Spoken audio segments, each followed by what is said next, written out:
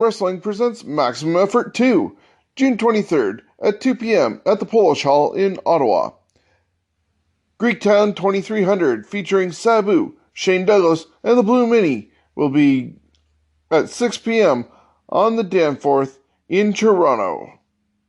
And then the big event for this weekend, which we will be attending, is Ethan's Fight. It's a charity wrestling show happening right here in London, Ontario at Montcalm Secondary School, 1350 Highbury Avenue.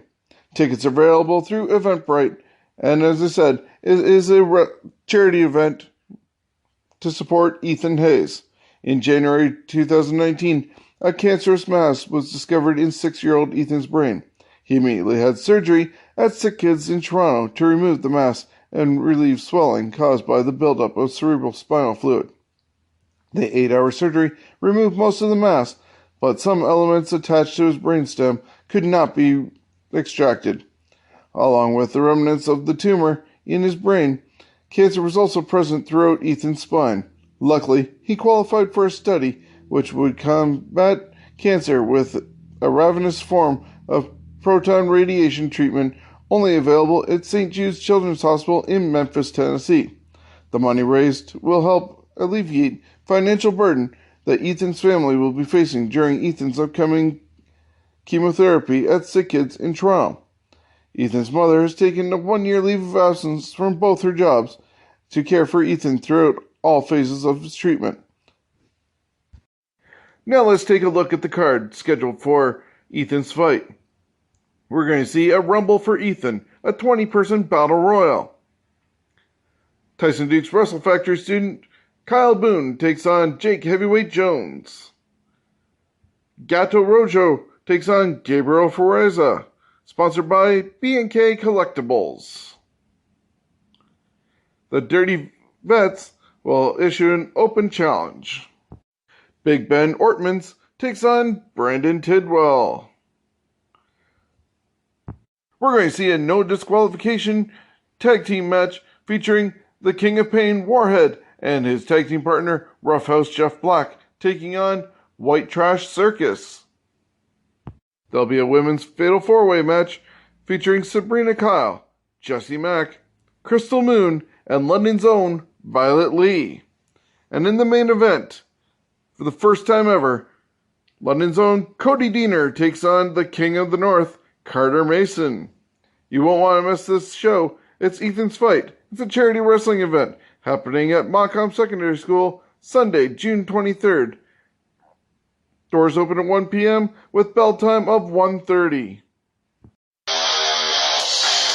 Alright, it's the news that everyone's been talking about. Chris Jericho's Rockin' Wrestling Rager at Sea Part 2, the second wave, is getting ready to go, along with thousands of the friends of Jericho and me sailing across the ocean to have the best vacation of a lifetime. I want to tell you right now, the hottest wrestling promotion in the world today, All Elite Wrestling, will be there. That's right, some of the greatest rock and roll bands in the world, some of the funniest comedians on the planet, paranormal experiences where you'll be wondering, is this really happening? Well, the answer is yes.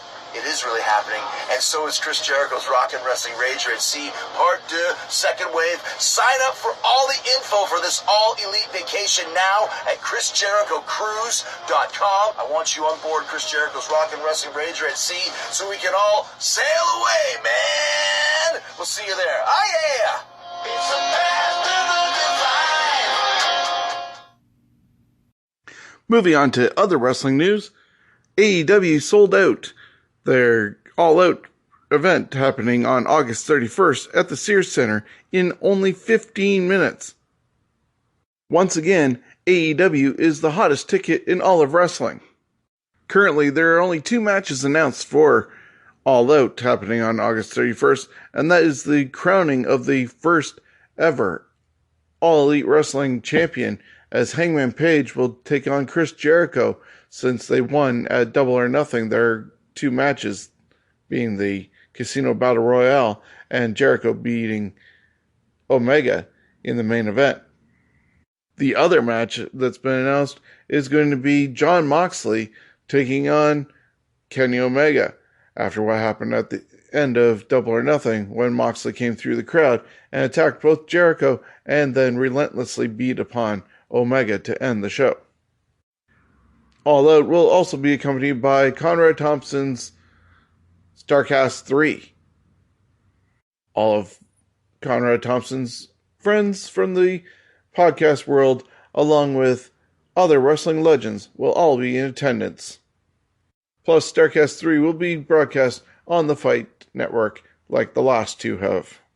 But even before Starrcast 3 and All Out, the AEW has two other events happening that will set up more matches for All Out. The first one happens on June 29th as All Elite Wrestling presents Fyter Fest at Daytona Beach, Florida at the Ocean Center. Fyter Fest has been announced as being broadcast for free on the Bleacher Report app. If by chance you are not able to use the Bleacher Report app, you might be able to find it to purchase on the Fight TV app. There are currently 9 matches announced for Fyter Fest, and 3 of them are on the pre-show. That includes Kylie Ray taking on Leva Bates in a singles match.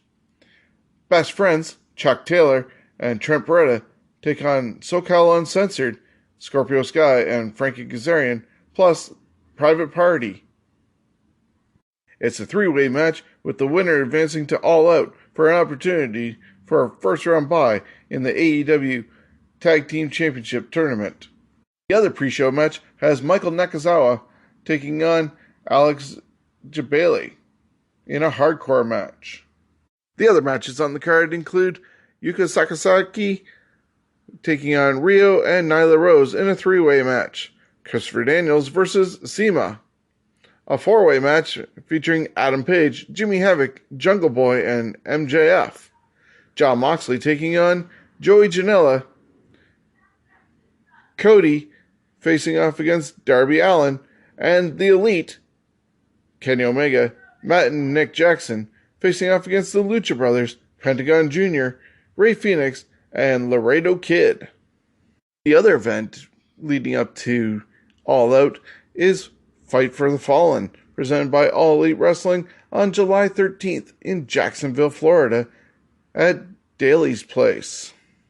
A portion of the event's proceeds will be donated to victims of gun violence. Currently scheduled are Cody and Dustin Rhodes taking on the Young Bucks in a tag team match, Kenny Omega versus Sema, and Brandy Rhodes taking on Ali.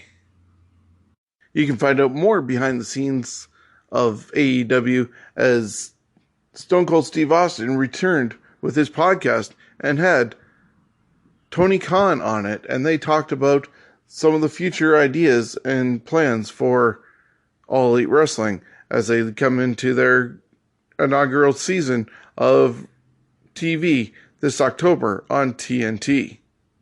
New Japan Pro Wrestling announced the participants for this year's G1 Climax events. It all begins July 6th at the American Airlines Center in Dallas, Texas. The blocks have, in Block A, Okada, Zack Sabre Jr., Hiroshi Tanahashi, Kota Ibushi, Evil, Sonata, Bad Luck Fale, Lance Archer, Will Ospreay, and Kenta. In Block B, it's Naito, Tomohiro Ishii, Juice Robinson, Toru Yano, Hiroki Goto, Jay White, Jeff Cobb, Shingo Takagi, Tachi, and Jon Moxley. I apologize if I butchered any of those names terribly. The other 18 shows for the G1 Climax will take place in Japan, with the final 3 nights happening at Budokan Hall on August 10th, 11th, and 12th. A special note, though, due to his contract with AEW, Jon Moxley will actually not be able to appear on the New Japan Pro Wrestling US show in Dallas, Texas. Impact Wrestling has announced that they've come to terms with the release of Scarlett Bordeaux, so she will now be available for other shows throughout the wrestling world. Killer Kross, on the other hand, has still not been able to get his release from Impact Wrestling. This week saw the return to Impact Wrestling by TJP.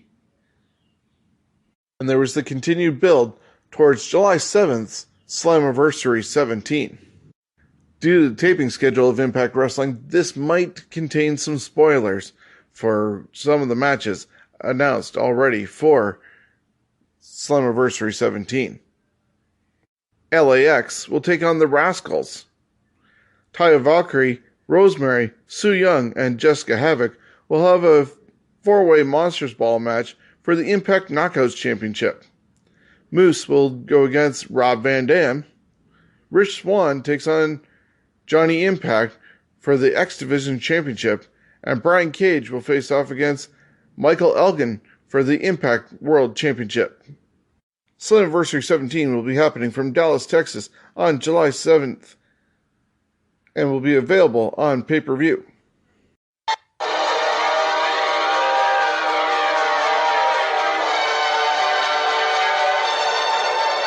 Following the news that the former hottest free agent in pro wrestling, Kenny Omega, is joining AEW, London Comic Con can finally announce that the Best Belt Machine is making its way to Southwestern Ontario for London Comic Con 2019 this October.